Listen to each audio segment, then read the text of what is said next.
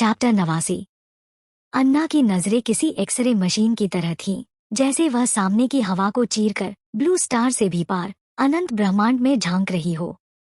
उसने भौहें सिकोड़ ली। उसे फिर वही अजीब एहसास हुआ, जैसे कोई उसे छुपकर देख रहा हो। पिछले कुछ दिनों से उसे यही फीलिंग बार बार हो रही थी, जैसे कोई है जो उसकी हर हरकत पर नजर रख रहा है। पर सबूत कुछ भी नहीं। और अजीब बात यह थी कि जैसे ही वो मैशन लौटती या किसी खास जगह पर जाती, वो एहसास पूरी तरह गायब हो जाता। उसे लगने लगा था कि शायद ये सब उसकी ओवरथिंकिंग है, ज्यादा सोचने की आदत जो बेवजह के शक पैदा कर रही है। पर आज बात कुछ अलग थी।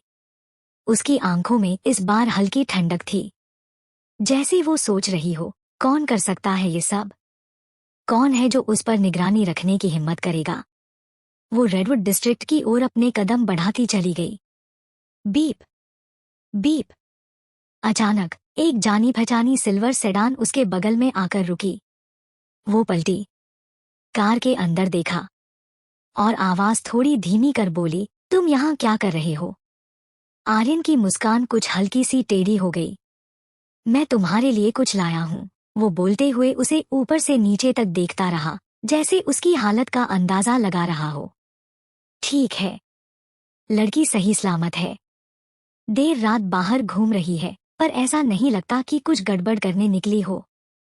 हालांकि आर्यन उसके द्वारा इंटरनेट पर की गई पब्लिक बेइज्जती से अभी भी अंदर ही अंदर परेशान था। फिर भी जो चीज वो पहले से तैयार करके लाया था, वो उसे दिए बिना चैन नहीं मिल रहा था। और ऊपर से ये लड़की अब तक घर ही नहीं गई थी। क्या है? अन्ना को यकीन नहीं हुआ कि आर्यन जैसे आदमी से उसे कोई गिफ्ट मिलेगा, वो भी बिना किसी एजेंडा के। आखिर आज पूरा इंटरनेट उसे सबसे घटिया इंसान बता चुका था। अन्ना सोच रही थी, जब ये बंदा उसे फिर से देखेगा तो शायद उस पर बरस पड़ेगा। पर अब वो देख रही थी, उसकी शक्ल से तो ऐसा बिल्कुल नहीं लग रहा।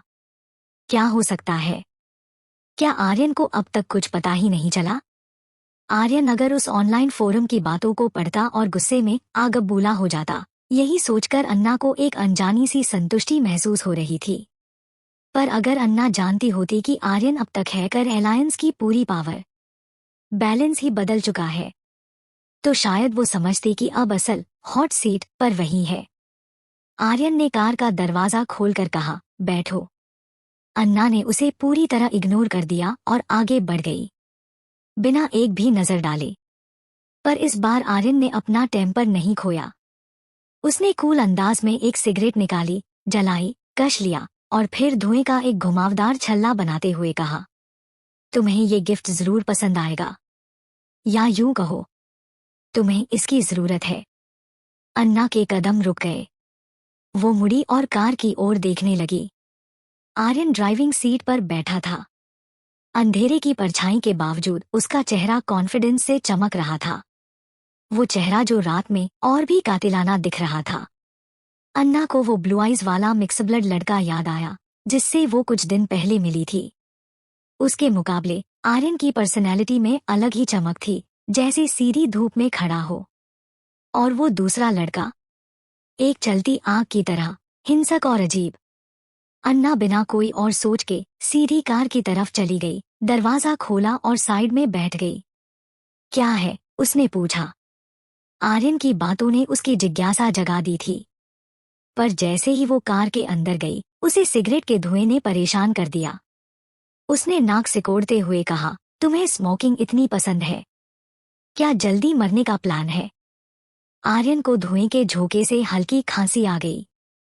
खांसी? खांसी? क्या इस लड़की को दूसरों से थोड़ी नरमी से बात करना नहीं आता? तुम्हें पता होना चाहिए कि सेकेंड हैंड स्मोक सीधे स्मोकिंग से भी ज्यादा हानिकारक होता है। तो अगर बात करनी है मुझसे, तो सिगरेट बुझा दो, वरना मुझे लगेगा कि तुम मुझे मारने की कोशिश कर रहे हो। अन्ना इतनी सीरियसली बोल रही थी कि आर्यन के पास बहस करने की कोई वजह नहीं बची। आर्यन ने गहरी सांस ली, अन्ना की तरफ एक ठंडी नजर डाली, लेकिन फिर चुपचाप सिगरेट एशट्रे में बुझा दी। कुछ सेकंड वो अन्ना को देखता रहा, जो बिल्कुल सीधी बैठी थी। सच बताओ, उसने कहा, कभी कभी सोचता हूँ, क्या तुम मेरी मौत बन जाओगी? अन्ना ने उसकी आंखों में देखा और होठों के कोने से एक हल्की सी मुस्कान फिसल गई। बहुत अच्छा। आर्यन एक पल को साइलेंट हो गया। छोड़ो, इस लड़की से बात करके कभी जीतना मुश्किल है। उसका माइंड किसी भी नॉर्मल इंसान से एकदम अलग चलता है। जैसे ही अन्ना ने देखा कि आर्यन कुछ बोल नहीं पा रहा, उसके चेहरे पर एक सूक्ष्म मुस्कान आ गई। बिना वजह उसका मूड हल्का हो गया। और जब आर्यन ने उसके होठों के कोनों में वो मुस्कान देखी, तो उसकी आंखों में एक अलग ही चमक भर गई। ऐसा लगा जैसे अंदर जो भी गुस्सा बचा था, वो भी उस मुस्कान की गर्मी में पिघल गया हो। कहाँ है? अन्ना ने सीधे पूछा। आर्यन थोड़ी देर चुप रहा।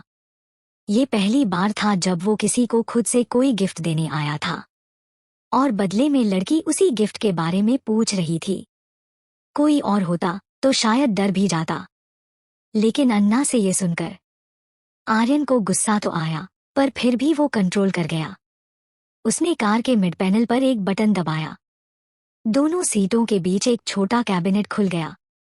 आर्यन ने हाथ बढ़ाकर उस कैबिनेट से एक सिल्वर डिब्बा निकाला और धीरे से हवा में उठाया। चैप्टर 90।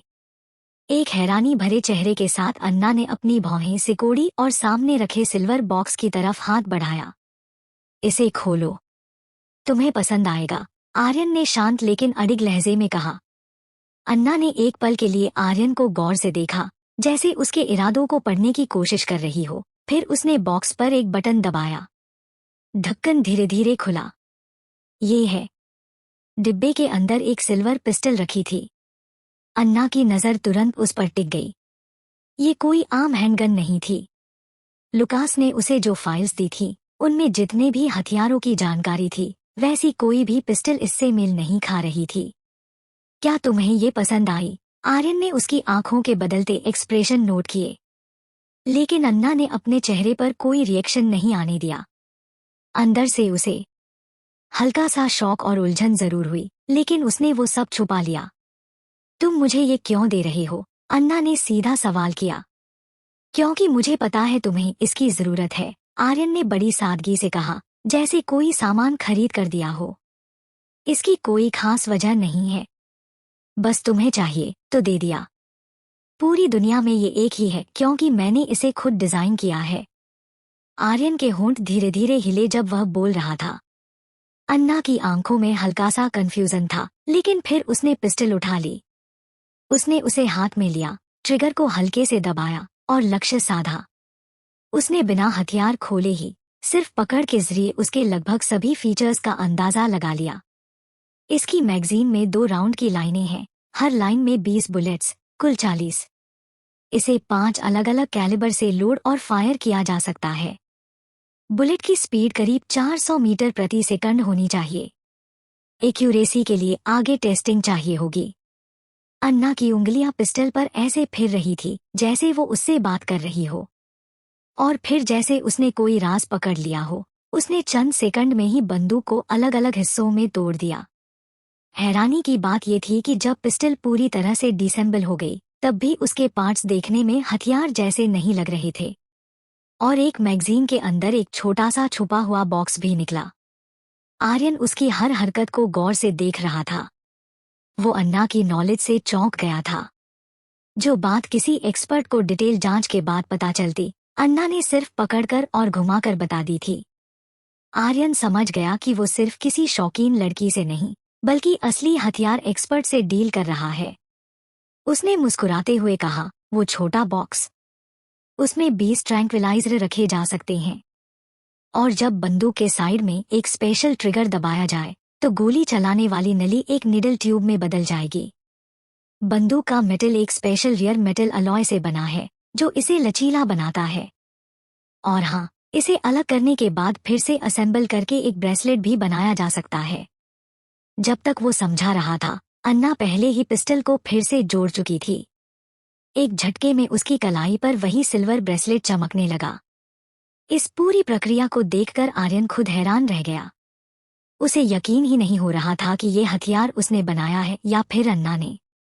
असल में अन्ना की बंदूकों से पुरानी पहचान थी, वो हथियारों के प्रिंसिपल, डिजाइन और स्ट्रक्चर को ऐसे समझती थी जैसे अपने शरीर को समझती हो। आर्यन की प्लानिंग और डिजाइन भले ही इम्प्रेसिव रही हो, लेकिन अन्ना ने उसे मिनटों में पढ़ लिया। तुम मुझे सच में ये दे रहे हो? अन्ना ने अपनी कलाई ऊपर उठाई और कंगन की हल्की चमक आर्यन की आंखों में भी उतर आई। उसे शक हुआ, क्या आर्यन सच में बिना किसी मतलब के उसे ऐसा हथियार दे सकता है? चमचमाता हुआ वो चांदी का कंगन अन्ना की कलाई पर ऐसा लग रहा था जैसे किसी डार्क सीक्रेट का सिंबल हो। मत भूलो, आर्यन ने धीरे से कहा, तुम मेरी मंगेतर हो। एक मर्द का फर्ज होता है कि वो अपनी मंगेतर की हिफाजत करे। मत भूलो। ये सिर्फ एक रोल प्ले है, अन्ना ने जवाब दिया। उसके होंठों पर हल्की सी मुस्कान थी। तुमसे शादी? उससे तो अच्छा है मैं कोई सपना देख लूं, वो ज्यादा रियल लगेगा। उसका इस आदमी से कोई इमोशनल कनेक्शन नहीं था। और ये बात और पक्की हो गई थी जब उसने बार बार उसका इस्तेमाल किया। इतना कहकर अन्ना ने तुरंत कार का दरवाजा खोला और बाहर निकलने लगी। आर्यन की आंखें ठंडी हो गईं। और इससे पहले कि वो खुद को रोक पाता, उसके मुंह से शब्द निकल गए। बंदूक पीछे छोड़ दो। अन्ना पलटी, उसकी नजरों में सीधा कांटेदार जवाब था। जो चीज एक बार मेरे हाथ में आ जाए, वो फिर पीछे नहीं जाती। और वैसे भी, एक बार दिया हुआ गिफ्ट वापस लेना अच्छा नहीं लगता। ये बंदूक तुम्हारी। क्या कहते हो तुम? हाँ, ब्रेकअप फीस है। उसकी आवाज में न कोई गुस्सा था, न जरा भी झिझक। अपना जवाब देकर अन्ना मुड़ी और आगे बढ़ गई। उसकी चाल में एक अजीब सी निश्चिंतता थी। आर्यन वहीं खड़ा रहा, कुछ देर तक कुछ नहीं बोला। और फिर अचानक वो जोर से हंस पड़ा। सुनसान, शांत सड़क पर उसकी गहरी और कसी हुई हंसी गूंजने लगी। ऐसा लगा जैसे उस अंधेरे को चीरती कोई उजाले की लहर दौड़ पड़ी हो। चैप्टर 91। हंसी के बाद उसने फिर से उसका नाम पुकारा, अन्ना। अन्ना के कदम वहीं रुक गए। उसकी आंखों में एक ठंडक सी उतर आई। आर्यन, क्या तुम्हें वो कहावत याद है, 3 बार गलती करने पर खेल खत्म हो जाता है? सच कहे तो उसके मामले में तो दूसरा मौका भी किसी अजूबे से कम नहीं था। और इस बंदे ने तो बार बार उसकी सहनशीलता को टेस्ट किया था। अगर इस बार भी आर्यन ने उसका नाम लेकर कोई ड्रामा किया होता, तो अन्ना ने कसम खा ली थी कि वह उसे वहीं धोकर रख देती। आर्यन ने उसके पीछे हटते चेहरे को देखा और हल्की सी मुस्कान के साथ बोला, थोड़ा संभल कर रहना। इस वक्त शहर ज्यादा सेफ नहीं है। अन्ना की भौहें सिकुड़ गईं, जैसे उसे कोई पुरानी बात याद आ गई हो। क्या मतलब है तुम्हारा? आर्यन ने कोई खास डिटेल नहीं दी, बस इतना कहा, बस अपना ध्यान रखना। अन्ना ने कुछ और नहीं कहा और वहां से निकल गई। रेडवुड डिस्ट्रिक्ट यहाँ से ज्यादा दूर नहीं था। थोड़ा सा ही वॉक करना था।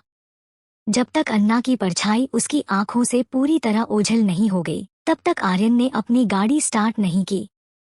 रियरव्यू मिरर में आर्यन का चेहरा अब ठंडा और पत्थर जैसा दिख रहा था। वो हाव भाव जो अन्ना के साथ रहते हुए कहीं नजर नहीं आए थे। मानो वो 2 अलग लोग हों। जब अन्ना यार्डली हाउस लौटी, तब रात आधी बीत चुकी थी। इस टाइम पर आमतौर पर पूरा घर सो चुका होता है। लेकिन इस बार मिशन की लाइटें अब भी जल रही थीं। तभी अन्ना का फोन हल्के से वाइब्रेट हुआ।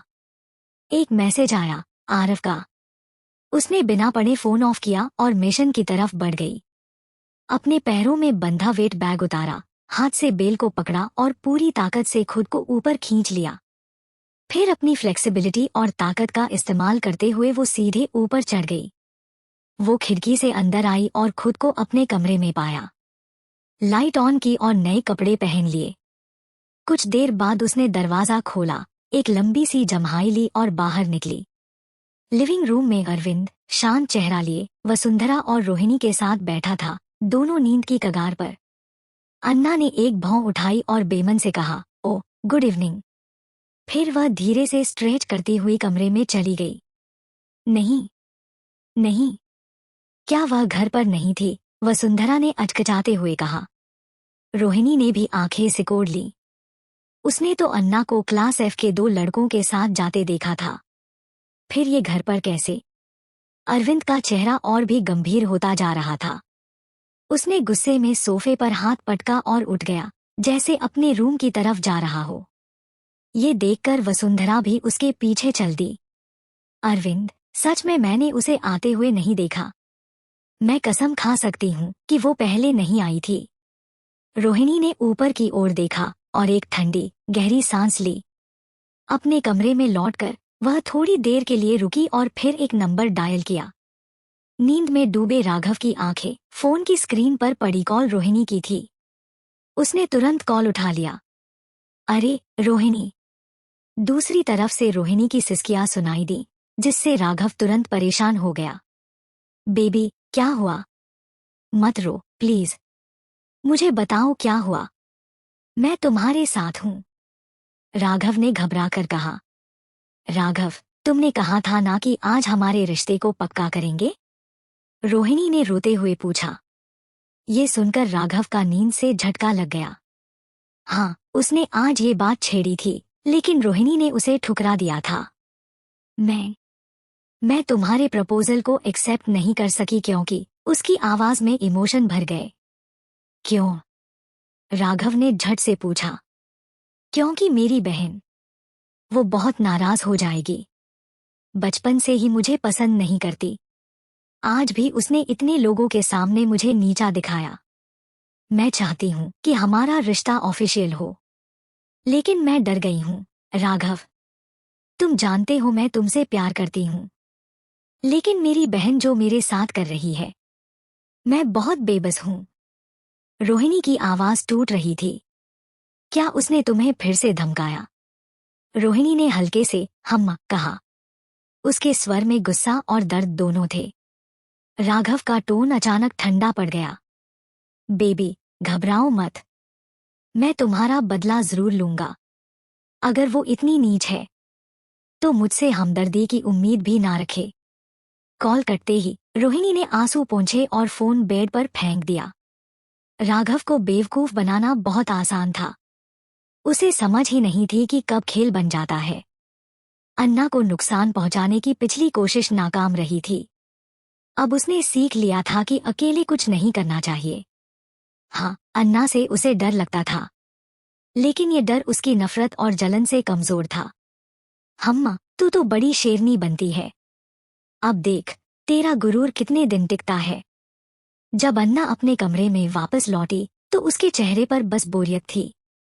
उसे किसी से बहस करने का डर नहीं था, लेकिन उस वक्त उसे लगा ही नहीं कि टकराव जरूरी है। उसने अपने कलाई के सिल्वर ब्रेसलेट को देखा और हल्के हल्के अपनी उंगलियों से उसे सहलाने लगी। सच कहे तो जिस दिन पहली बार उसने वो गन देखी थी, वो उसी पल से मोहित हो गई थी। चैप्टर 92। उसे कभी उम्मीद नहीं थी कि आर्यन उसे ऐसा कुछ देगा। अन्ना ने मैरीग्लैड में पहले ही बहुत सी एडवांस टेक्नोलॉजी देखी थी, यहाँ तक कि उससे कहीं ज्यादा एडवांस और पावरफुल मशीनें भी, लेकिन ये जो उसे मिला था वो कुछ और ही लेवल पर था। इस दौर की टेक्नोलॉजिकल समझ और स्किल्स को देखते हुए इतनी परफेक्शन से बनी एक स्पेशल गन को देखना वाकई में हैरान कर देने वाला था। सच कहे तो आर्यन सिर्फ कोई रईस वारिस नहीं था। उसने अपनी कलाई घुमाई, हड्डियों की आवाज हुई तो उसकी आंखों में हल्का सा खिंचाव आ गया। अपनी उंगलियों और बाजुओं को स्ट्रेच करने के बाद उसने पास लटके पंचिंग बैग पर एक जोरदार घूंसा मारा। सिर्फ एक पंच में बैग आधा अंदर धंस गया। उसे वापस अपनी शेप में आने में काफी वक्त लगा। अन्ना ने अपने हाथों को धीरे से फोल्ड किया और ध्यान से अपनी बॉडी में हुए बदलाव को महसूस किया। हकीकत में उसकी ताकत और स्पीड दोनों अब पहले से ज्यादा हो चुकी थी। क्या ये सब उस लंबे ट्रेनिंग का नतीजा था? लॉजिकली तो इतनी जल्दी रिजल्ट नहीं दिखना चाहिए था। हर थोड़े दिन में उसे हेल्थ चेकअप करवाना पड़ता था, लेकिन अब जो बदलाव उसके शरीर में आ रहा था वो शायद किसी खतरे की निशानी नहीं, बल्कि कुछ जरूरी था। आरव को चेक इन मैसेज भेजने के बाद अन्ना ने टाइम से ठीक पहले कंप्यूटर ऑन किया ताकि लुकास द्वारा भेजी गई फाइल ओपन की जा सके। एक पुरानी फैक्ट्री की बिल्डिंग जो अब यूज नहीं होती थी, अंदर से फीकी दीवारों और सीढ़ियों से भरी थी। दीवारों पर टील कलर की बेलें चढ़ी थी और फैक्ट्री की छत, बीम्स और खंभों के आसपास कुछ लोग बैठे या झुके हुए थे। हर एक के चेहरे पर एक जैसी डेंजरस और साइलेंट इंटेंसिटी थी, जैसे सबने मौत के साथ एक से ज्यादा बार सामना किया हो। मगर जब उनकी नजर सीढ़ियों पर बैठे एक खूबसूरत लेकिन खतरनाक दिखने वाले आदमी पर पड़ी तो सबकी आंखों में रिस्पेक्ट भर गया। कैप्टन राजवीर, भैरव ने कहा। उसकी आवाज भारी और रूखी थी। उसके कंधे पर भारी मशीन गन टिकी थी। लोगों ने पहले ही पूरी लोकेशन का सर्वे कर लिया है, लेकिन रात में अंदर घुसना आसान नहीं होगा। सिक्योरिटी बहुत टाइट और सीक्रेट है। राजवीर मैप को देख रहा था। उसके हाथ में गन थी जिसे वो रोटेट कर रहा था। किसने कहा कि हम रात में अंदर घुसेंगे? उसने ठंडे अंदाज में पूछा। भूलो मत, हमारा मिशन बस सिस्टम को उड़ाना नहीं है। उसकी नजर मैप के टॉप पर लिखे नाम पर अटक गई, पोलारिस एकेडमी। उसके होंठों के कोनों पर हल्की सी स्माइल थी, उम्मीद और एक्साइटमेंट से भरी। ये आने वाला इवेंट, मुझे पूरा यकीन है कि ये यादगार होगा। उसने आंखें बंद कर लीं। वो किसी कवि या म्यूजिक कंपोजर जैसा लग रहा था, या फिर जैसे कोई पुजारी जो लाइट की दुनिया में खोया हुआ हो। उसके चेहरे पर एक अजीब मिक्स था, गुनाह और खूबसूरती का। आयशा और भैरव ने एक दूसरे की आंखों में कुछ अजीब सा देखा, कुछ एक्साइटमेंट और क्यूरियोसिटी का मेल।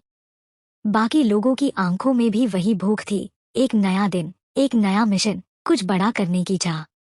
इस बीच अन्ना लुकास द्वारा भेजी गई रिपोर्ट को ध्यान से पढ़ रही थी। उस रिपोर्ट में उसकी मां शैलजा की जिंदगी की डिटेल्स थीं, एक्सीडेंट की सीसीटीवी फुटेज और केस फाइल्स भी। उसने शैलजा की कार एक्सीडेंट वाली वीडियो बार बार देखी। गाड़ी की स्पीड, टायर्स की स्किडिंग, सब कुछ बता रहे थे कि ये कोई आम टक्कर नहीं थी। जानबूझकर शैलजा की कार को टारगेट किया गया था। वीडियो से साफ दिख रहा था कि जैसे ही शैलजा की गाड़ी स्क्रीन पर आई, उसकी स्पीड अचानक बढ़ गई। मतलब, ये मर्डर था, कोई एक्सीडेंट नहीं। लेकिन जो चीज सबसे ज्यादा चौंकाने वाली थी, वो ये कि ब्रिजेश को इस बड़े एक्सीडेंट के बारे में कुछ भी पता नहीं था। और समर ने कभी इस केस को दोबारा खोलने की कोशिश नहीं की। उन दोनों के पास काफी एक्सपीरियंस था, फिर भी वो ये डिटेल मिस कर गए। या फिर ये वीडियो किसी ने जानबूझकर छिपा दिया था। अन्ना को शक हुआ, ये किस लेवल का पावर और प्लानिंग थी जिससे ऐसी चीजें छिपाई जा सकें। उसकी पिछली बातचीत ब्रिजेश से उसे याद आई। उससे साफ था कि ब्रिजेश को डाउट तो था, लेकिन उसके पास कोई पक्का सबूत नहीं था। तो फिर समर का क्या? शैलजा तो उसकी रियल बेटी थी। अगर शैलजा का मर्डर था, तो उसने उस केस को छोड़ क्यों दिया? अन्ना ने ठुड्डी पर हाथ फेरा। उसकी सोच और गहरी होती जा रही थी। फिलहाल उसने वो थॉट साइड में रखे और दोबारा शैलजा की प्रोफाइल स्कैन की। कुछ नया नहीं दिखा, कुछ भी नहीं जो उसे क्लू दे सके। बीप बीप, उसके चैट ऐप पर नोटिफिकेशन आया। लुकास का मैसेज था। तो आज जब मैं पब्लिक सिक्योरिटी सिस्टम में हैक कर रहा था, तो गलती से मैं थोड़ा भटक गया और नेशनल सिक्योरिटी डिपार्टमेंट से एक सीक्रेट मैसेज इंटरसेप्ट कर लिया। कुछ बहुत ही इंटरेस्टिंग है। सुनना चाहोगी? मैसेज इंटरसेप्ट किया। लुकास हमेशा ऐसी हरकतें करता था, जैसे शॉपिंग मॉल में घूम रहा हो, वैसे ही अलग अलग सिक्योरिटी सिस्टम में घुस जाता। अन्ना ने जवाब नहीं दिया, लेकिन लुकास को पता था कि वो सुनना चाहेगी। इसलिए उसने दूसरा मैसेज भेज ही दिया। एक बहुत खतरनाक भाड़े का ग्रुप, जिसे दुबे मर्सिनरीज के नाम से जाना जाता है, हमारी सीमाओं में घुस चुका है। अभी के लिए उनकी लोकेशन रायगढ़ में बताई जा रही है। ये पढ़ते ही अन्ना की आंखें सख्त हो गईं। फिर लुकास ने उस ग्रुप के टॉप लीडर्स और मेंबर्स की प्रोफाइल भेज दी, बिना कोई सीरियसनेस दिखाए, जैसे ये भी कोई गेम हो। अन्ना की भौहें तन गईं, उसकी नजर एक प्रोफाइल पर अटक गई थी। चैप्टर 93। क्या यह वही है? वो पल एक रहस्य से भरा था। ऐसा लग रहा था जैसे अन्ना की दिलचस्पी किसी एक खास इंसान में थी, और लुकास उसके बारे में बहुत कुछ जान चुका था। उसने आगे लिखा, राजवीर ठाकुर, जो अजानिया की झुग्गियों में पैदा हुआ, उसकी जड़ें पूर्व और पश्चिम दोनों संस्कृतियों में थी। वह शांत मिजाज, ठंडे दिमाग और गहरी सोच के लिए जाना जाता है। उसकी ताकत का कोई अंदाजा नहीं लगाया जा सकता। और सबसे खास बात, वो किसी भी नियम या कानून को नहीं मानता। वह एक ऐसा इंसान है जो दुनियावी सिस्टम से ऊपर खुद को देखता है। वह दुबे मर्सिनरी ग्रुप का एकमात्र नेता था, एक ऐसा ग्रुप जो पैसे के लिए किसी भी मिशन को अंजाम देने को तैयार रहता है। राजवीर उनके लिए सिर्फ एक बॉस नहीं था, बल्कि उनकी सोच, उनकी आत्मा और उनके पूरे नेटवर्क का कमांडर था। दुबे मर्सिनरीज के ज्यादातर बड़े मिशन वो खुद ही प्लान और कंट्रोल करता था। लुकास जब राजवीर से पहली बार मिला तो उसे वो बेहद रहस्यमयी और आकर्षक लगा। यही वजह थी कि उसने उस पर गहराई से रिसर्च करना शुरू कर दिया। अन्ना ने लुकास द्वारा भेजी गई फाइल्स अटेंटिवली देखीं और उसकी आंखों में दिलचस्पी की एक चमक साफ दिख रही थी। जिस आदमी को वो यूं ही कैजुअली फॉलो कर रही थी, वह वाकई में इतना बड़ा नाम निकलेगा, ये उसने सोचा भी नहीं था। लुकास ने एक और मैसेज भेजा। एक और बात है, अन्ना ने जवाब दिया। क्या? लुकास, तुम और आर्यन से जुड़ी जितनी भी फोरम्स और वेबसाइट्स थीं, वो सब क्रैश हो चुकी हैं। हैकर एलायंस से लोगों को बुलाया गया है। कुछ वेबसाइट्स पर तो इतने जबरदस्त साइबर अटैक्स हुए कि वो पूरी तरह से डाउन हो गई हैं। अन्ना के होठों पर एक हल्की सी मुस्कान उभरी। उसने जवाब दिया, गुड जॉब। लुकास थोड़ी देर चुप रहा, फिर चश्मा ठीक करते हुए लिखा, अन्ना, मेरे पेरेंट्स, वे हैकर एलायंस का हिस्सा हैं। कुछ सेकेंड की चुप्पी के बाद अन्ना ने बड़ी गंभीरता से जवाब दिया, तुम पर गर्व है, दोस्त। लुकास चुप रहा। उसे पहली बार ऐसा लगा जैसे वो किसी रियल बॉस के लिए काम कर रहा है। जब उनकी बातचीत खत्म हुई तो सुबह होने ही वाली थी। अन्ना ने घड़ी देखी, कंप्यूटर बंद किया और सोने चली गई। अगली सुबह जैसे ही अन्ना ने दरवाजा खोला, उसे आरव बाहर खड़ा मिला। आरव? उसके चेहरे पर एक प्यारी सी मुस्कान थी। गुड मॉर्निंग, अन्ना। फिर वो धीरे से बोला, कल रात तुम कैसे वापस आईं? क्या किसी ने कुछ कहा? अन्ना ने सिर घुमाया और अपने कमरे की खिड़की की तरफ देखा। मैं वहां से आई थी, उसने सीधा जवाब दिया। आरव ने भी उसी दिशा में देखा और उसकी आंखें हैरानी से फैल गईं। वो दीवार पर चढ़कर आई थी, इतनी आसानी से?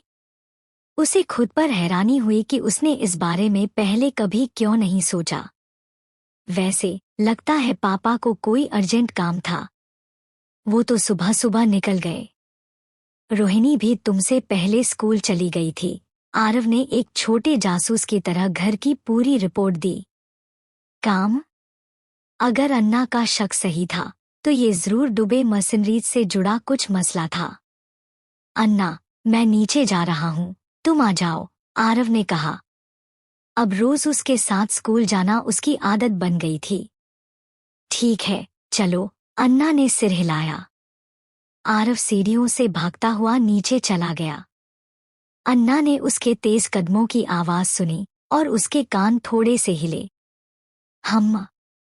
इसका वजन बढ़ गया है। उसकी नजर अपनी कलाई पर गई। वहां एक सिल्वर ब्रेसलेट था, सीधा सादा लेकिन बहुत खूबसूरत। कोई नहीं कह सकता था कि वो एक हथियार था। आरव ने भी इसे अब तक नोटिस नहीं किया। वाकई आर्यन एक जीनियस था। तभी तो उसने अकेले ही मिलिट्री से कॉन्ट्रैक्ट हासिल किया था और रायगढ़ के पॉलिटिकल व बिजनेस सर्कल्स में अपनी पहचान बना ली थी। जैसा हर दिन होता था, अन्ना और आरव साथ साथ जॉगिंग करते हुए स्कूल जा रहे थे। अब भले ही उनका वजन ज्यादा था, लेकिन उनकी स्पीड में कोई फर्क नहीं पड़ा था। दौड़ते हुए अन्ना की निगाहें लगातार आसपास का जायजा ले रही थी। अन्ना, तुम क्या ढूंढ रही हो? कुछ नहीं, उसने तुरंत जवाब दिया। ब्लू स्टार के उस पार ब्रह्मांड के अंधेरे में एक उपग्रह चुपचाप घूम रहा था। वो रियल टाइम में मिलिट्री डिपार्टमेंट की निगरानी सिस्टम को कैप्चर की गई इमेजेज भेज रहा था।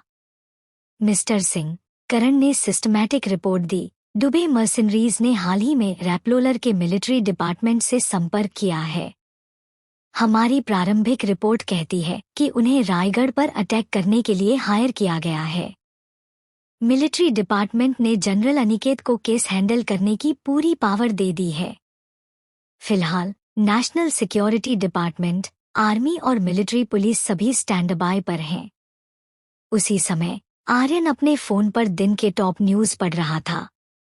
उसके चेहरे पर एक ठंडी लेकिन संतुष्ट मुस्कान थी। उसकी तर्जनी बार बार उसकी जांघ पर टैप कर रही थी। ये उसका एक आत्तन इशारा था जो बताता था कि उसका मूड आज बेहद अच्छा था। 6 महीने पहले शत्रुकुंड ने रायगढ़ से खुला टकराव किया था। एक सधी हुई आवाज में उसने कहा और एक ही लाइन में बात की जड़ तक पहुंच गया। मिस्टर सिंह। करण ने फिर कुछ पूछना चाहा। आर्यन की आंखें ठंडी पड़ गईं। उसकी आवाज धीमी लेकिन तल्ख थी। अगर वो यहाँ आए हैं तो मेहमान की हैसियत से मैं उन्हें एक खास तोहफा जरूर दूंगा, वरना वे सोचेंगे कि रायगढ़ उनकी जागीर है जहां आना जाना उनके लिए फ्री है। सैन्य विभाग, कमांड सेंटर। दुबे मर्सिनरीज जिस तरह से काम करते हैं वे कभी देर नहीं करते। एक बार जब वो रायगढ़ में घुसे तो तुरंत एक्शन लेंगे, अनिकेत ने कहा। अब हमारा मेन टारगेट है उनके इरादों और मूवमेंट को ट्रैक करना। निगरानी रेंज बढ़ाओ, किसी भी संदिग्ध पर नजर डालो, उसने आदेश दिया। यस सर, कमांड सेंटर में बैठे अफसर ने जोर से कहा। जनरल अनिकेत, कंप्यूटर स्टेशन पर मौजूद टेक्नीशियन बोला, हमने शत्रुकुंड की ओर से भेजा गया एक कोडेड एयर मैसेज इंटरसेप्ट किया है। चैप्टर 94। इसे तुरंत समझो, अनिकेत ने सख्ती से आदेश दिया। और अचानक उसने जोड़ा, और ये जानकारी स्काईबाउंड ग्रुप के सीईओ आर्यन तक तुरंत पहुंचा दो। हालांकि आर्मी में टैलेंटेड लोग थे, लेकिन अनिकेत को इस बात को मानना पड़ा कि असली इंटरनेशनल लेवल का टेक्निकल मास्टर तो आर्यन ही था, जिसके अंडर में टेक्नोलॉजी रिसर्च डिपार्टमेंट चलता था। समझ गया सर। जहां अनिकेत के पास के हालात गंभीर और तनावपूर्ण थे, वहीं अन्ना और आरव की स्कूल की तरफ की ट्रिप काफी रिलैक्सिंग लग रही थी, मानो सब कुछ बहुत स्लो मोशन में चल रहा हो। अचानक उनके सामने डंडे लिए कुछ खतरनाक गुंडे प्रकट हो गए। बिल्कुल नेचुरली आरव आगे बढ़ा और अन्ना को अपने पीछे शील्ड की तरह छुपा लिया। तुम लोग कौन हो? क्या चाहते हो? उनमें से एक ने अन्ना की तरफ देखा, फिर हाथ में पकड़े फोटो से मिलान किया और पूछा, तुम अन्ना हो? अन्ना ने आगे बढ़कर आरव को रोका। उसकी बॉडी लैंग्वेज पूरी तरह शांत और कंट्रोल थी। हाँ, मैं अन्ना हूँ। उन गुंडों ने कोई बकवास नहीं की, सीधे अन्ना पर टूट पड़े, डंडे लहराते हुए। अन्ना, आरव चिल्लाया। अन्ना ने तुरंत एक कदम आगे बढ़ाया और हमले को चकमा दिया। लेकिन उनकी संख्या ज्यादा थी और इरादे एकदम क्लियर। वो फिर से अन्ना की तरफ बढ़े बिना रुके। सिचुएशन देखकर आरव ने भी फाइट में एंट्री ली। जैसे ही अन्ना ने एक आदमी को नीचे गिराया, पीछे से एक और गुंडा लोहे की छड़ लेकर उस पर वार करने ही वाला था। अन्ना ने पीछे हवा की आवाज को महसूस किया और उसका बॉडी रिएक्शन बिल्कुल ट्रेन किया हुआ था। वो एक तरफ झुक गई। अन्ना, आरव तुरंत कूद पड़ा और अन्ना के सामने खुद को खड़ा कर दिया। लेकिन अन्ना पहले ही एक्शन में आ चुकी थी और साइड में हट चुकी थी। लोहे की छड़ आरव के कंधे पर जाकर जोर से लगी। आह! अन्ना ने पलटकर देखा, आरव जमीन पर पड़ा था, उसका चेहरा दर्द से सिकुड़ा हुआ था। अन्ना की आंखें तुरंत ठंडी और खतरनाक हो गईं। उसने उस आदमी को घूरा जिसने आरव को मारा था। आरव को जमीन पर गिरा देख और अपने बाकी साथियों को पिटता देख वो गुंडा गुस्से में पागल हो गया। उसने बिना सोचे अपनी छड़ी उठाई और अन्ना की तरफ झपटा। बिना कोई वार्निंग दिए अन्ना सामने बढ़ी। जैसे ही उसका डंडा वार करने वाला था, अन्ना ने उसकी छड़ी को पकड़ा और ताकत से खींचते हुए उसकी तरफ तेजी से बढ़ी। वो आदमी खुद को धीरे धीरे फंसा हुआ महसूस करने लगा। वो वापसी में फाइट करना चाहता था, लेकिन अन्ना की ताकत बहुत ज्यादा थी। उसके पास लड़ने की कोई चॉइस नहीं बची थी। बस कुछ स्टेप्स में वो एक कोने में घिर गया। अन्ना ने बिना झिझक उसके पेट पर लोहे की छड़ से वार किया। आह! दर्द से कराहते हुए वो आदमी जमीन पर गिर गया और अपना पेट पकड़कर तड़पता रहा। ये देखकर आरव अपना कंधे का दर्द भूल गया। अन्ना बस सुपरवुमन है। उसमें हल्क से भी ज्यादा दम है। वो आदमी उठने की कोशिश करने ही वाला था कि अन्ना ने उसे वापस जमीन पर धक्का दे दिया। आह! एक और दर्द भरी चीख हवा में गूंजी। उसकी आंखों में डर साफ दिखाई दे रहा था। वो अन्ना को ऐसे देख रहा था जैसे मौत उसके सामने खड़ी हो। अन्ना ने उसके सीने पर अपना पैर रखा और उसी पल उसके मुंह से खून निकल आया। बोलो, कौन तुम्हें कंट्रोल कर रहा है? अन्ना की आवाज एकदम ठंडी और डेडली थी, जिसने वहां मौजूद सभी के रोंगटे खड़े कर दिए। वो आदमी चुप रहा, लेकिन जैसे ही अन्ना ने अपने पैर से और जोर डाला, वो चिल्लाने लगा। ये मिस्टर सिंघानिया है। खांसी, खांसी। मिस्टर सिंघानिया ने कहा था कि अन्ना नाम की लड़की को सबक सिखाना है। और कुछ मत सोचो, बस उसे बुरी तरह पीट दो। इन्फॉर्मेशन मिलते ही अन्ना ने एक तेज किक मारकर उसे दूर फेंक दिया। वो तड़पता हुआ जमीन पर गिर पड़ा, सांस लेने के लिए जूझता हुआ। अन्ना अपनी ताकत को बखूबी कंट्रोल करना जानती थी। उसके हर वार में ऐसी पावर होती थी जो किसी भी आम इंसान के लिए जानलेवा हो सकती थी। अन्ना, आरव ने खुद को खींचकर उठाया, लेकिन जैसे ही वो खड़ा हुआ, उसके कंधे से एक तेज दर्द निकला और वो करा उठा। अन्ना तेजी से उसके पास आई, उसका हाथ थामा और उसे सहारा देकर खड़ा किया। जैसे ही आरव ने थोड़ा बैलेंस लिया और अन्ना पर झुक गया, उसे जोरदार डांट सुनने को मिली। मैंने पहले ही कहा था ना, ऐसे बेवकूफी में मत कूदो बीच में। ये हरकतें बेवजह मुसीबत बुला सकती हैं, तुम्हारे लिए भी और मेरे लिए भी। अन्ना की आवाज एकदम सीधी और बेरोक-टोक थी। आरव का चेहरा शर्म से लाल हो गया। मैंने सामने से अटैक को डॉज किया था, फिर भी तुम बीच में कूद पड़े। अगर उनके पास बंदूक होती तो आज तुम जिंदा नहीं होते। अन्ना की डांट सख्त थी लेकिन सच्ची। उसका टोन इतना स्ट्रॉन्ग था कि आरव को लगा जैसे कोई भूकंप उसके आत्मसम्मान पर आ गया हो। उसका रिएक्शन पूरी तरह इमोशनल था, सोचा नहीं था, बस किया। खास तौर पर जब से उसके और अन्ना के रिश्ते सुधरने लगे थे, वो दिल से चाहता था कि इस बहन की रक्षा करे। लेकिन उसे नहीं पता था कि उसकी ये हीरो बनने की कोशिश अन्ना के लिए सिरदर्द बन गई थी। आरव का मूड एकदम डाउन हो गया था। अन्ना ने उसकी तरफ देखा, धीरे से उसका कंधा पकड़ा और थोड़ा दबाव डालकर देखा कि कितनी चोट है। चैप्टर 95। आरव दर्द से करा उठा, लेकिन अन्ना के छूने के बाद जैसे दर्द कुछ कम हो गया। स्कूल पहुंचते ही अस्पताल जाकर डॉक्टर मेयर से मरहम लगवा लेना। अन्ना ने अपना हाथ पीछे खींच लिया। Doctor mayor? अन्ना, तुम उसे जानती हो? आरव ने हैरानी से पूछा। पहले देखा है उसे, अन्ना ने ठंडे स्वर में कहा। फिर उसने आरव को सीधा किया जो अब तक आधे शरीर से उस पर झुका हुआ था।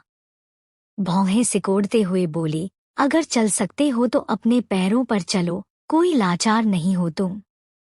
आरव ने होंठ भींचकर खुद को संभाला। इस कड़क स्वभाव वाली बहन के करीब जाना वाकई आसान नहीं था।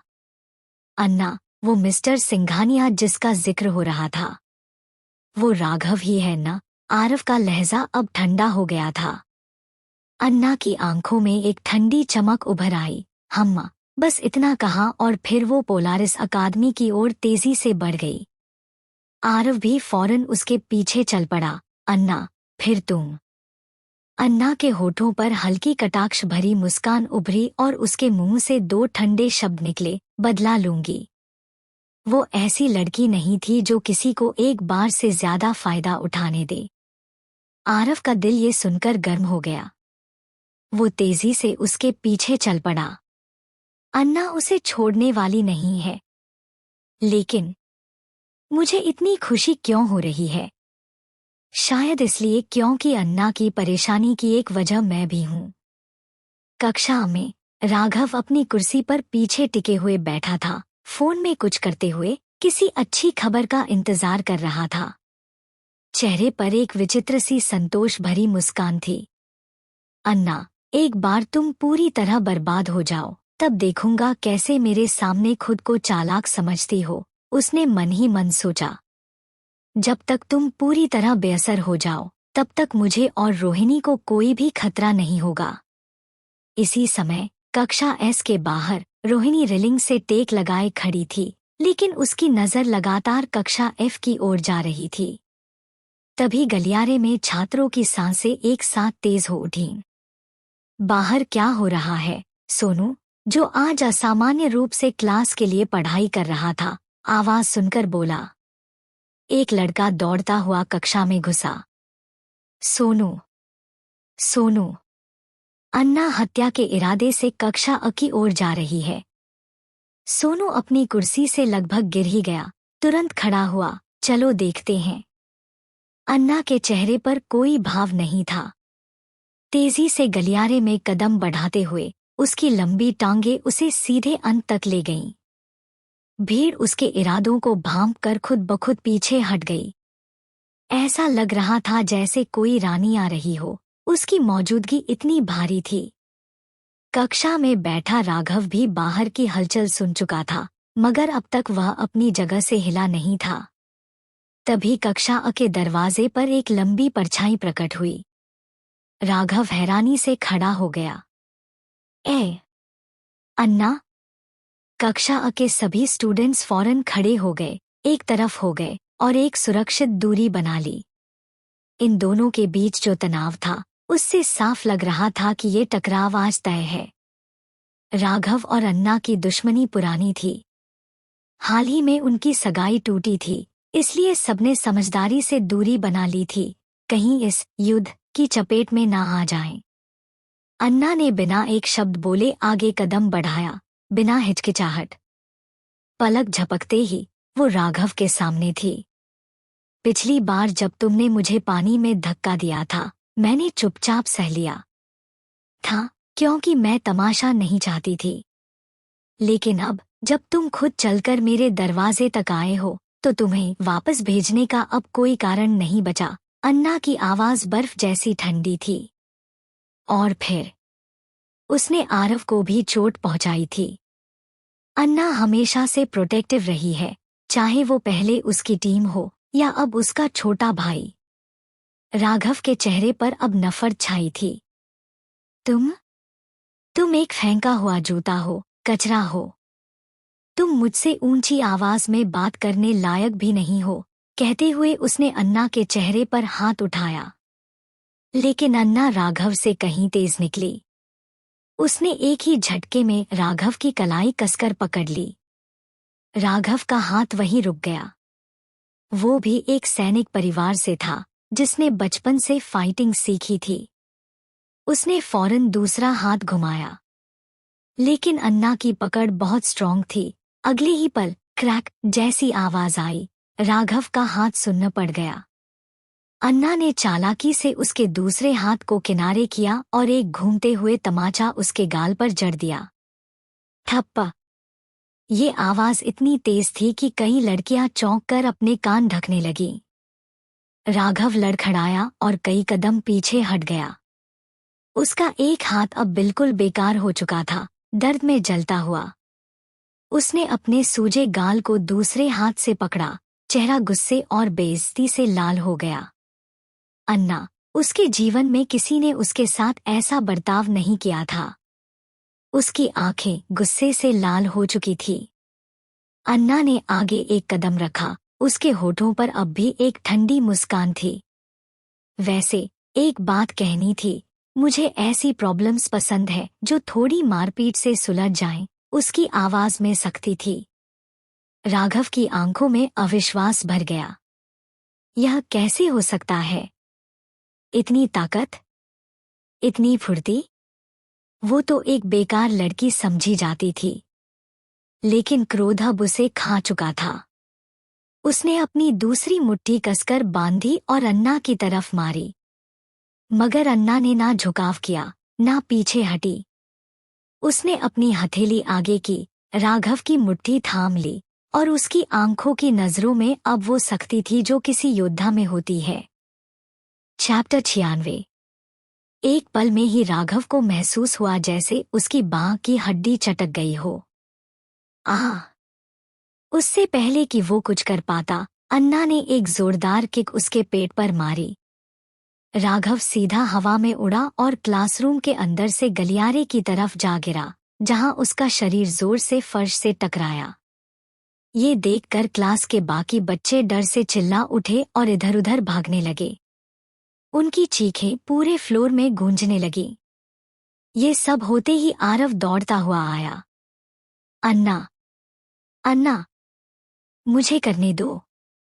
अब मुझे करने दो। वो बुरी तरह भड़का हुआ था। बोलते ही उसने राघव की ओर 2-3 तेज कदम बढ़ाए और उसे लगातार कई लातें मारीं। मैं बहुत टाइम से तुझसे तंग आ चुका हूं। तुझे क्या सच में लगता है कि तू मेरी बहन के लायक है? पहले खुद को आईने में देख। शुरुआत में आरव सिर्फ देख रहा था, लेकिन उसे डर था कि उसकी बहन उसे डांटेगी, इसलिए उसने सही मौके का इंतजार किया। पर उसने कभी सोचा भी नहीं था कि अन्ना अकेले ही इतनी जल्दी राघव को धूल चटा देगी। सच कहें तो ये राघव बहुत ही जबरदस्त और झकझोर देने वाला था। आरव वैसे तो आम तौर पर शांत और समझदार दिखने का नाटक करता था, लेकिन अंदर से वो अब भी एक बच्चा ही था। और जब बात अपनी बहन की आती थी, तो वो कभी पीछे नहीं हटता। रुको! अन्ना ने अचानक खांसते हुए कहा। तभी आरव रुक गया। अब तक राघव की हालत बहुत बुरी हो चुकी थी। उसका चेहरा, जो पहले आकर्षक माना जाता था, अब चोटों और खून से सना हुआ था। हालांकि अन्ना और आरव दोनों ने जानबूझकर थोड़ा कंट्रोल रखा था, लेकिन ऐसा लग रहा था जैसे उन्होंने उसकी जमकर धुनाई कर दी हो। फिर भी चोटें ज्यादा गंभीर नहीं थी, ऐसी नहीं थी कि जान पर बनाए। लेकिन अपमान बहुत गहरा था। राघव गुस्से से अन्ना और उसके भाई को घूरता रहा।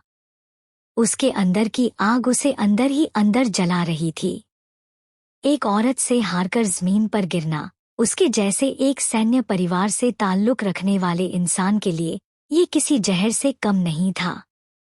उसकी नजरें पूरे क्लास पर घूमी, जो चुपचाप तमाशा देख रहा था। तुम लोग वहां खड़े क्या देख रहे हो? क्या तुम इन्हें हमारी क्लास में घुसने दोगे? राघव ने गुस्से से चिल्लाकर कहा। राघव का क्लास में काफी दबदबा था, उसके पीछे कई अनुयायी भी थे। बस आज का हमला इतना तेज और अनोखा था कि कोई रिएक्ट ही नहीं कर पाया। लेकिन राघव की चीख ने सबको फिर से होश में ला दिया। अब हर कोई अन्ना और आरव के खिलाफ कुछ करने को तैयार होने लगा। पर अन्ना के चेहरे पर जरा भी डर नहीं था। उसकी आंखें शांत थी, लेकिन जबड़े की मांसपेशियां तन चुकी थी। उसकी बॉडी की पावर अभी पूरी तरह एक्टिव नहीं हुई थी, लेकिन फिर भी उसके पास इन क्लास के लड़कों से निपटने की पूरी ताकत थी। कोई अन्ना को हाथ नहीं लगाएगा। अचानक दरवाजे से सोनू की कड़कती आवाज गूंजी। वो क्लास एफ के लोगों के साथ अंदर दाखिल हुआ, पूरे रौब और दबदबे के साथ। उसके आते ही कई लड़के डर के मारे पीछे हट गए। पोलारिस अकादमी में हर कोई जानता था कि सोनू कौन है, उसका नाम ही काफी था डर पैदा करने के लिए। सोनू के लिए बस इतना काफी था कि अगर किसी ने ज्यादा गलती की, तो वो उसे बुरी तरह पीट सकता था, बशर्ते कोई मर न जाए। और उसके एक घूंसे का मतलब था अस्पताल में 1 महीना फुल रेस्ट। स्कूल में फैमिली के मसले नहीं घसीटे जाते, यही स्कूल का रूल था। इसलिए सोनू को कोई उकसाना नहीं चाहता था। राघव ने सामने खड़ी अन्ना को तीखी नजर से देखा, जैसे उसे निगल जाने का मन हो। उसकी आंखों में गुस्सा था और कुछ और भी, जो किसी और को नजर नहीं आया। अब सब साफ था, क्लास एफ किसी भी कीमत पर अन्ना को बचाएगा और क्लास अब कोई जल्दबाजी नहीं करना चाहता था। क्या तुम लड़ना चाहती हो? सोनू ने अन्ना से सीधे पूछा।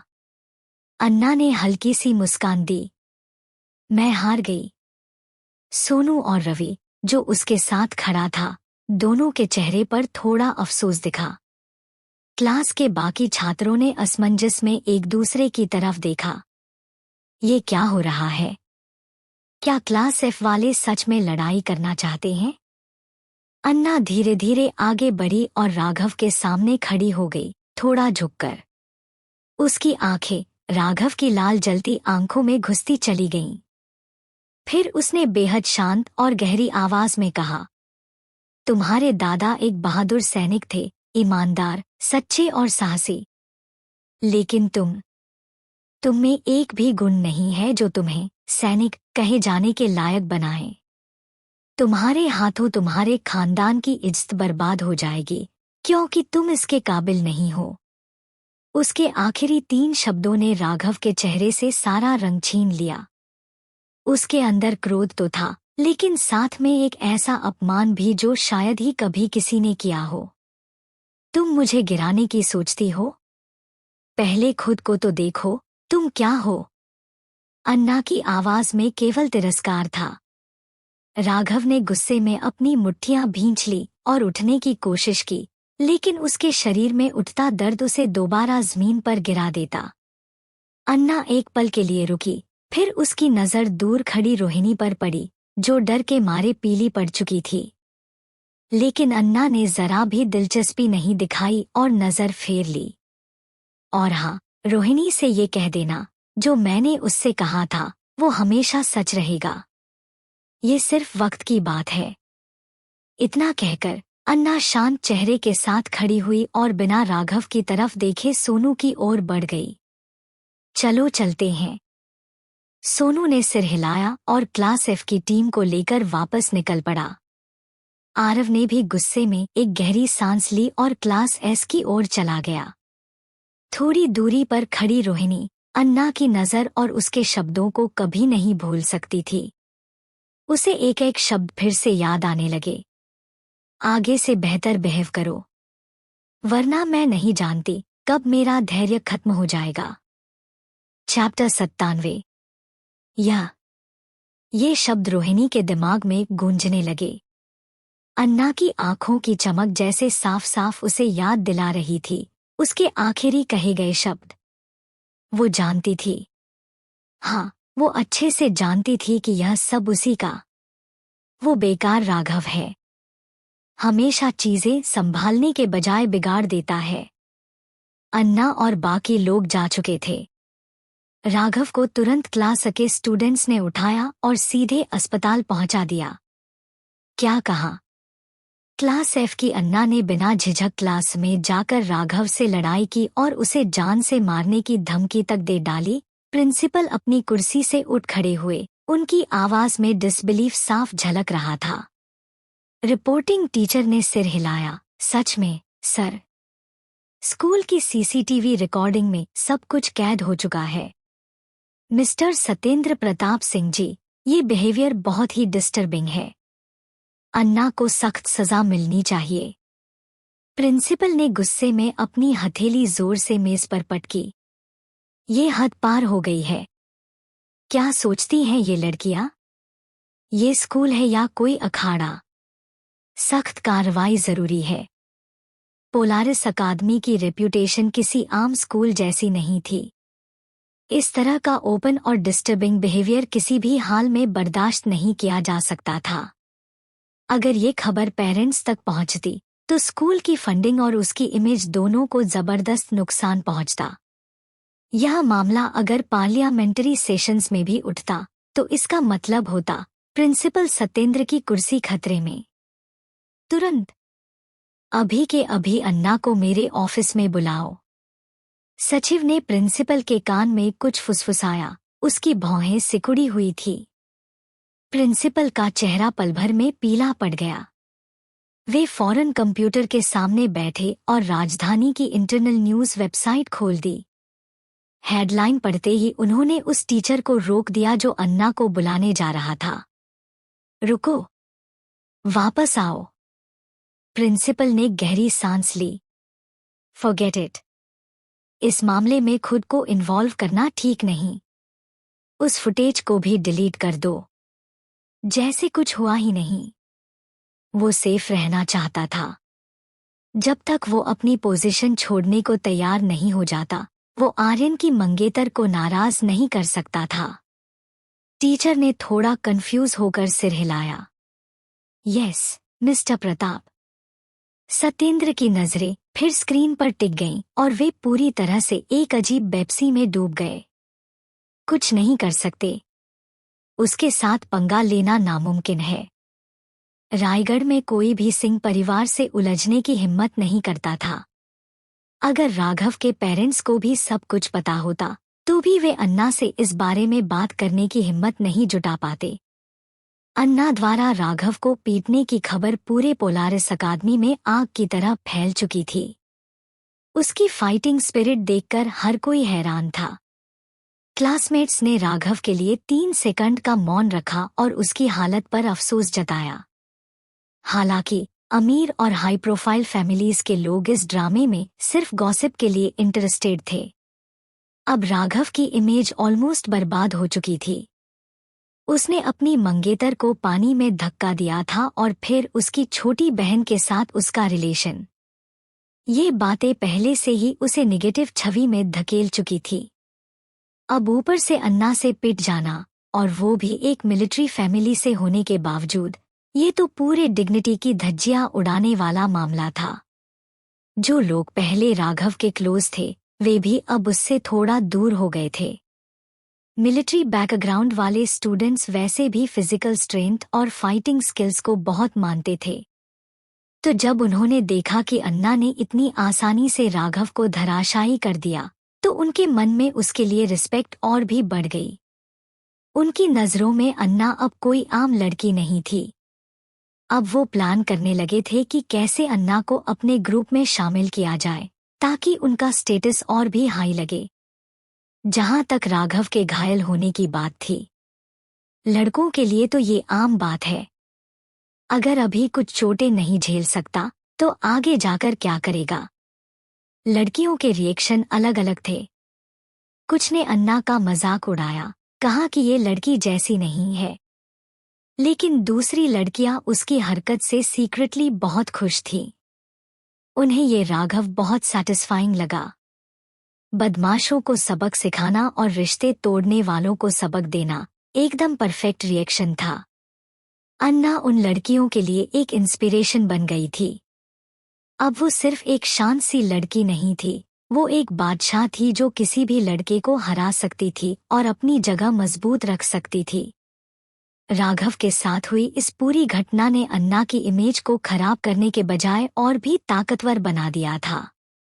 क्लास एफ में लौटते हुए अन्ना ने अपनी डेली रूटीन वापस पकड़ ली थी। वह फिर से किताबों में डूबी हुई, जैसे कुछ हुआ ही नहीं। वो इतनी काम और कंपोस्ट लग रही थी कि देखने वाले सोचें, शायद सब कुछ बस एक सपना था। लेकिन अब क्लास एफ के सारे स्टूडेंट्स के मन में उसके लिए एक अजीब सी श्रद्धा पैदा हो चुकी थी। ये कोई जबरदस्ती नहीं थी, जैसे किसी राजा के सामने खुद ब खुद घुटने टेक दिए जाए। बोलने की जरूरत ही नहीं थी। हीरो का रेस्पेक्ट साइलेंस से ही जाहिर हो जाता है। सोनू और रवि ने एक दूसरे को देखा और दोनों की आंखों में वही सोच थी। जब सिमन क्लास में दाखिल हुई तो वो थोड़ी सतर्क थी। उसे इस लड़ाई की बात पता चल चुकी थी। अंदर आते ही उसकी नज़र बार बार अनजाने में अन्ना की ओर जाने लगी। उसका दिल असमंजस में था। क्या ये सच है, वो सोच रही थी। ये वही लड़की है जो हमेशा इतने अच्छे से बिहेव करती थी, इतनी आज्ञाकारी थी। फिर वो इस लड़ाई में कैसे शामिल हो सकती है। चैप्टर 98। आज क्लास एफ कुछ अजीब सी लग रही थी। हर दिन की तरह शोरगुल, बातें और हलचल की जगह एक गहरी शांति पसरी हुई थी जो सिमन को थोड़ी बेचैनी देने लगी थी। वो धीरे धीरे मंच पर चढ़ी और 2 बार गला साफ करके बोली, आज हम अपनी क्लास में एक नए स्टूडेंट का स्वागत करेंगे। आइए सभी मिलकर उसे वेलकम करें। नया स्टूडेंट, सबके मन में यही सवाल उठा। क्लास एफ में कोई नया आया है? सभी ने एक दूसरे की तरफ देखा, लेकिन शिष्टाचारवश उन्होंने धीरे धीरे ताली बजानी शुरू की। अन्ना ने भी हैरानी से सिर उठाया। अचानक पोलारिस अकादमी की यूनिफॉर्म में एक लड़की दरवाजे से उछलती हुई अंदर आई। उसके लंबे काले बाल 2 लो पोनीटेल में बंधे थे जो उसकी छाती तक गिर रहे थे।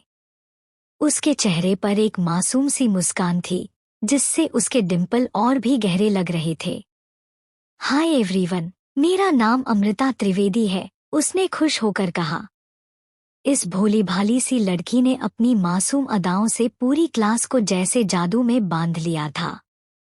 अमृता को सबने बड़ी गर्मजोशी से स्वागत किया, लेकिन जैसे ही उसकी नज़र अन्ना पर पड़ी, उसकी आंखों में शरारत की चमक तैरने लगी।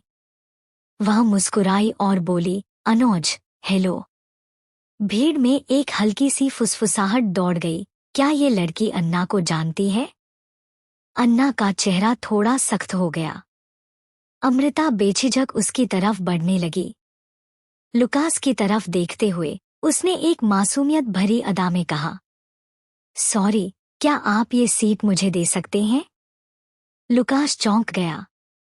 उसे अंदर से अच्छा नहीं लगा, फिर भी वह बिना कुछ कहे अपनी लैपटॉप उठाकर क्लास के कोने में चला गया। शायद यह वही समाज था जहां दिखावे की खूबसूरती असली काबिलियत पर भारी पड़ती है। अमृता मुस्कुराते हुए अन्ना के ठीक पास बैठ गई। अनुज, हमें मिले हुए कई दिन हो गए। क्या तुम्हें मेरी याद आई? उसने आंखों में शरारत के साथ पूछा। क्लास एफ के सब छात्र अब और हैरान रह गए। क्या यह लड़की सिर्फ अन्ना से मिलने ही स्कूल आई है? बेशक अन्ना का लुक ऐसा था कि उसे लड़का समझना आसान था, लेकिन वह असल में एक लड़की ही थी। अन्ना ने घुरते हुए कहा, मैं लड़की हूँ। मुझे पता है, अमृता ने मुंह फुला लिया, लेकिन मैं तुम्हें बहुत पसंद करती हूँ। इतनी प्यारी हूँ, फिर भी तुम मेरे साथ इतनी स्ट्रिक्ट क्यों हो? अन्ना को अजीब महसूस हो रहा था। उसके अंदर कुछ खलबली सी मची थी, लेकिन उसे समझ नहीं आ रहा था कि उसे कहाँ और कैसे जाहिर करे। नकुल का उसके साथ जो रवैया था, उससे साफ था कि अमृता कोई आम लड़की नहीं थी। वो जानती थी कि अमृता अपनी मासूमियत के पीछे एक चतुर दिमाग छिपाए बैठी है। उसकी आंखों में वैसी तेजी थी जैसे किसी शिकारी पक्षी की। अब अमृता अन्ना के पीछे साए की तरह लगी रहती थी। देखने में यह नज़ारा ऐसा लगता जैसे कोई चुलबुली लड़की किसी शांत लड़के को तंग कर रही हो। सबको थोड़ा अजीब तो लग रहा था, लेकिन यह दृश्य देखने में काफी दिलचस्प भी था। खिड़की से झांकते हुए लुकास ने देखा कि अमृता किताबों का ढेर लिए अन्ना के पीछे पीछे चल रही थी और लगातार कुछ न कुछ बोले जा रही थी। अन्ना का चेहरा बिल्कुल शांत था, मानो उसे कोई फर्क ही न पड़ता हो। लुकास ने धीरे से अपना लैपटॉप खोला और अमृता की एक तस्वीर उसमें अपलोड की। उसकी उंगलियां कीबोर्ड पर तेजी से चलीं। एकदम से स्क्रीन पर एक पॉपअप आया, एक्सेस डिनाइड। क्लास, उसने भौहें चढ़ा लीं। उसने अमृता की बेसिक जानकारी तो निकाल ली थी, लेकिन जैसे ही वह और गहराई में जाने की कोशिश करता, सिस्टम उसे रोक देता। लुकास ने फिर से टाइप करना शुरू किया। उसी वक्त पोलारिस अकादमी की बिजली व्यवस्था देखने वाले कमरे में एक महिला घुसी। वह एक टीचर की ड्रेस में थी। उसके होठों पर एक रहस्यमयी मुस्कान थी। उसने जल्दी से कई वायर काटे और फिर अपनी जेब से एक छोटा टाइम बम निकालकर उसमें टाइमर सेट कर दिया। वहीं एक अजनबी आदमी सुरक्षा नियंत्रण कक्ष में घुसा। वहां ड्यूटी पर बैठा गार्ड आराम से अपना लंच खा रहा था। उसने सिर उठाकर पूछा, कौन?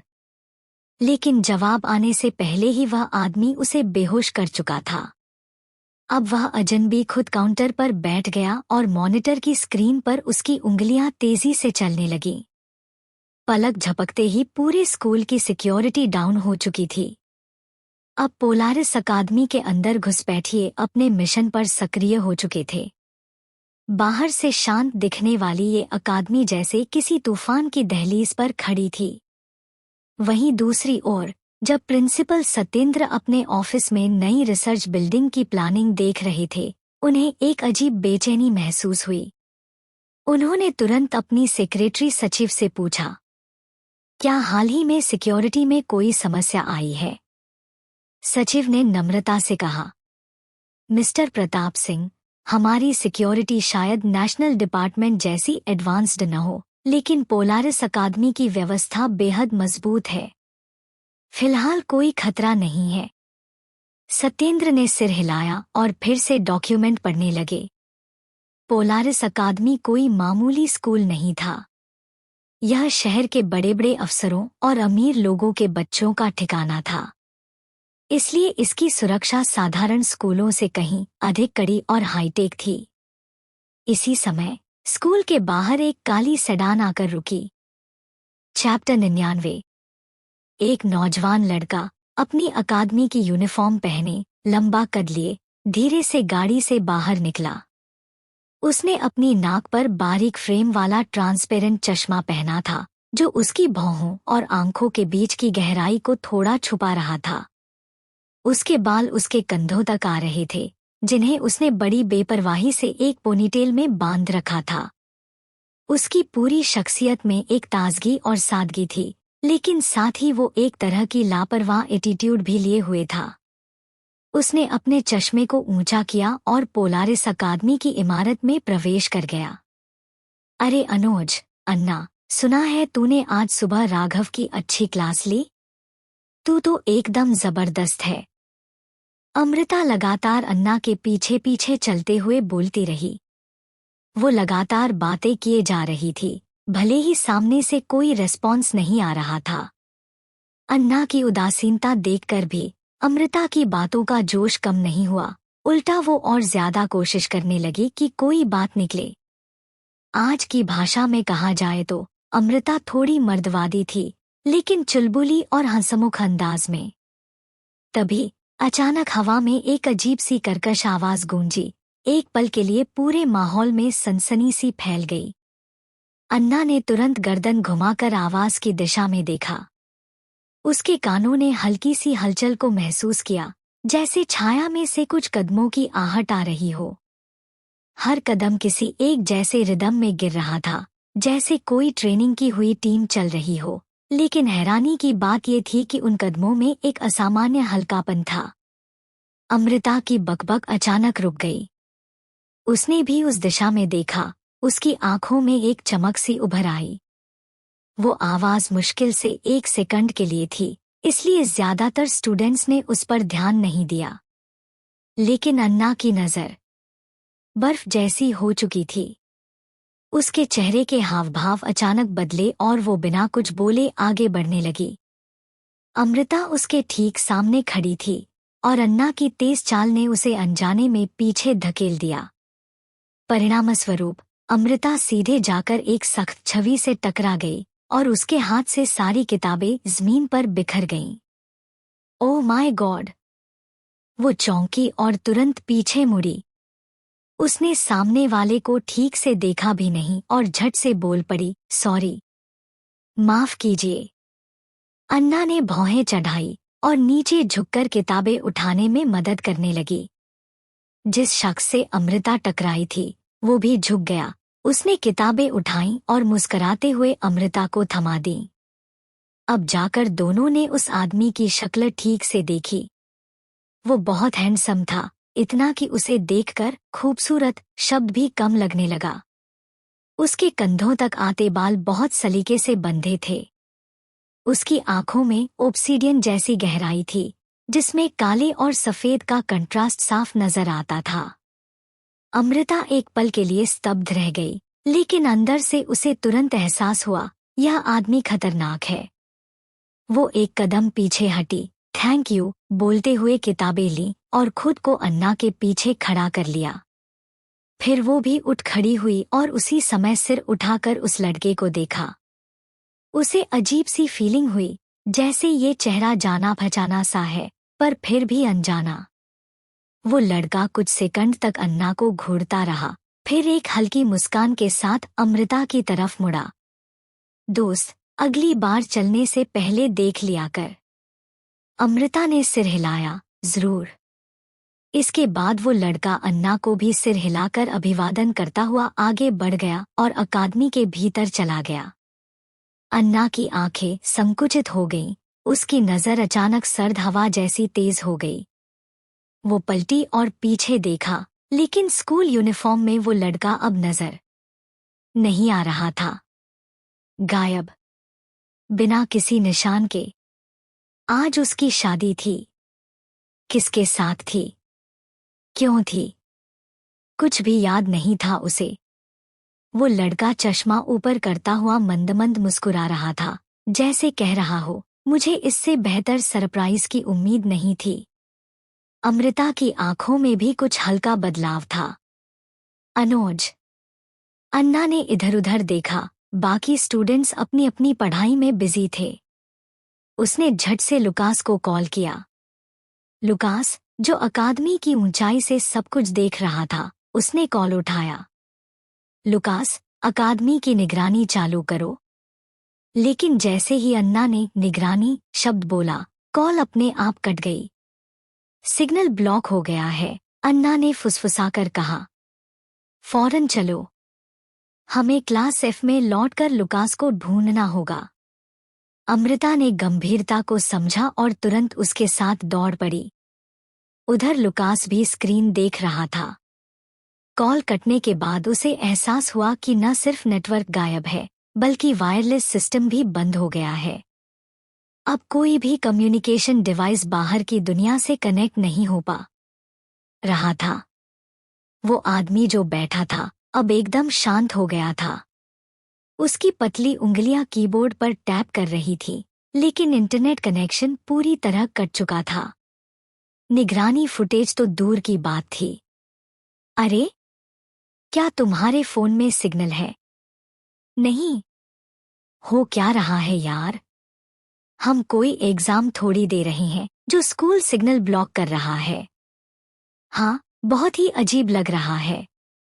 मेरी स्मार्ट वॉच भी रिसेप्शन नहीं पकड़ रही। मैं अपना गेमिंग कंसोल भी ऑन नहीं कर पा रहा। कम्युनिकेशन तो छोड़ो।